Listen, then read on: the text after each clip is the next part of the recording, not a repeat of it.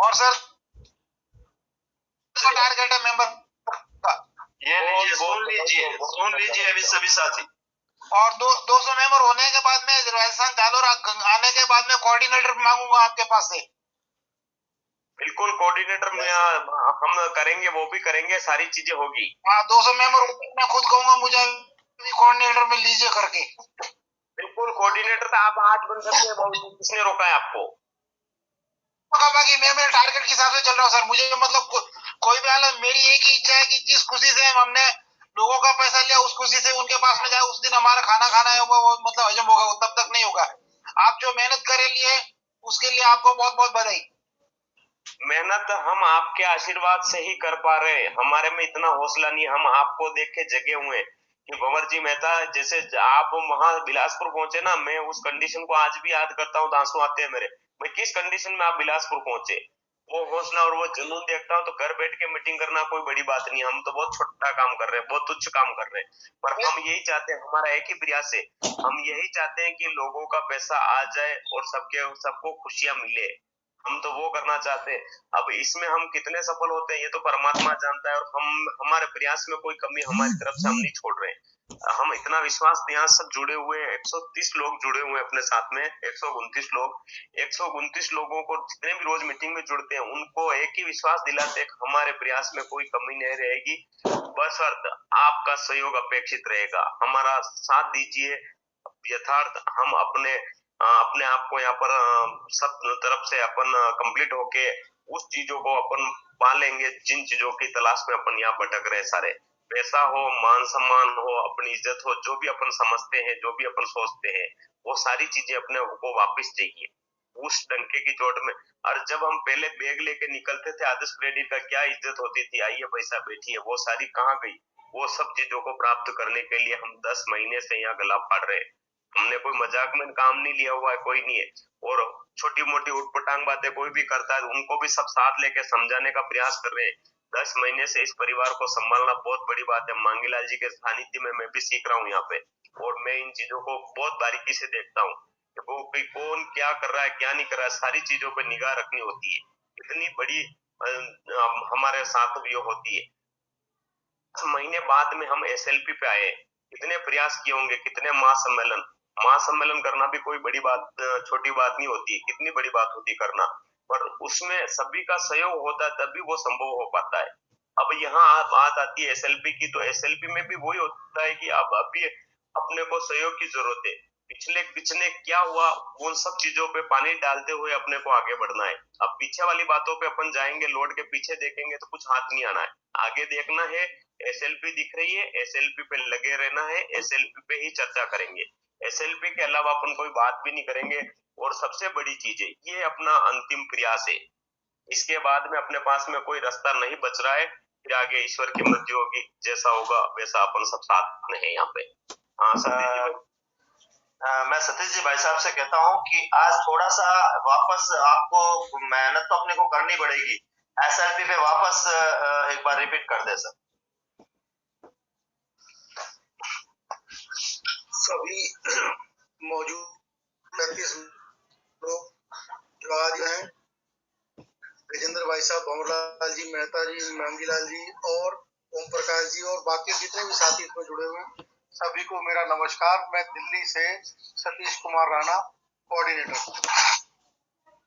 देखो एक चीज तो मैं पहले ये कहना चाहूंगा कि एक कचौड़ी होती है, कचौड़ी मेरे ख्याल सभी ने खाई भी होगी और देखी भी होगी, वो खाने में टेस्टी भी लगती है और मजा भी आता है, लेकिन उसको बनाने के पीछे की जो प्रक्रिया है ना, उससे कोई गुजरना नहीं चाहता, सिर्फ उसका टेस्ट लेना चाहते हैं। एक कचौड़ी उठाई और खा ली और काम खत्म। अगर वास्तविकता ये है कि उसकी बनाने की प्रक्रिया में जाएंगे तो उनको इस बात का एहसास हो जाएगा कि इसमें स्वाद, टेस्ट कहाँ से आया। उसकी जो मेहनत है ना वो बताएगी कि वास्तविकता है इसके अंदर टेस्ट कैसे आता है। ठीक उसी तरह आज हम लोग जो मेहनत कर रहे हैं ये हमें ही पता है कि इसके अंदर टेस्ट कैसे आएगा। हमसे हर आदमी अपेक्षित है कि हमें पूरी जानकारी मिले और हमसे किसी तरह की कोई डिमांड ना हो, हमसे कहीं बोलने के लिए ना कहा जाए, हमसे कहीं जाने के लिए ना कहा जाए। तो ये सब चीजें बड़ी बेमानी हो जाती है कभी कभी हमारे लिए भी। लेकिन निश्चित, बिल्कुल निश्चित और निष्पक्ष तरीके से जो हम आज काम कर रहे हैं सबके भले के लिए, आज नहीं तो कल उसका रिजल्ट आएगा जरूर। ऐसे बहुत सारे एग्जाम्पल हमारे बीच में हैं। अगर हम देखें तो कहीं पहाड़ काट के रास्ता बनाया, कहीं नदी के ऊपर पुल बनाया, तो उनके साथ कोई नहीं आया, वो अकेले लगे रहे। 10-10 साल, 20-20 साल, 30-30 साल लगे रहे, लेकिन उन्होंने हार नहीं मानी और अपने काम को अंजाम दिया। फिर धीरे धीरे लोग उनके साथ जुड़ने शुरू हुए। ठीक उसी तरह जब 10 महीने पहले शुरू किया था तो 10 लोग थे, आज 1250 लोग हैं, और आने वाले समय में नो डाउट हम बहुत आगे जाएंगे और मालिक ने चाहा तो बहुत ऊंचाइयों पे जाके अपने मुकाम को हासिल करेंगे।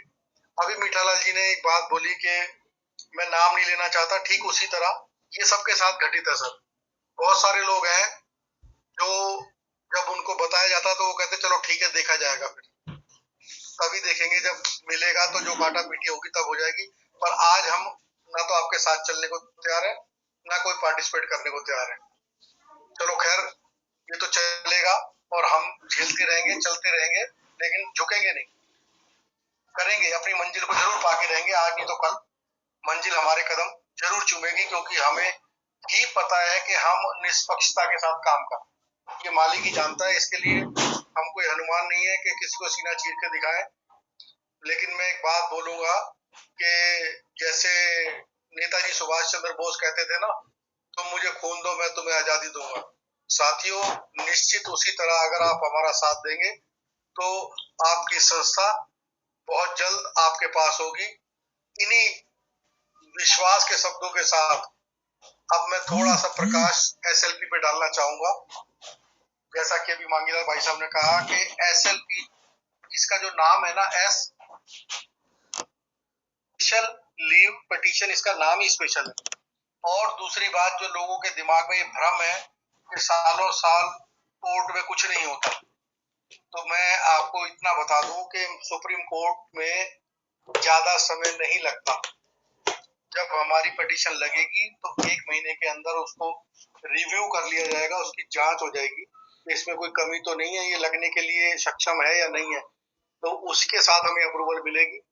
और उसके बाद हमने मैक्सिमम 6 हेयरिंग का टारगेट हमें मिला हुआ है। 6 हेयरिंग के साथ ही आप सबके बीच में आपके रिजल्ट आ चुके होंगे, और उससे पहले पहले जो रिजल्ट आएंगे वो सब आपके बीच में समय समय पर हम आपको अवगत कराते रहेंगे, ये ऐसा हमारा विश्वास है।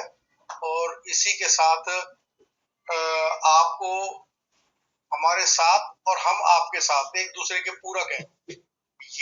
ये जो आज हम जिस मुकाम पे पहुंच गए हैं कि हमारी संस्था एसोसिएशन का रजिस्ट्रेशन होकर सब कुछ आपके सामने आ चुका है। बहुत जल्दी हमारी मोबाइल ऐप भी आ जाएगी और बैंक अकाउंट भी आ जाएगा।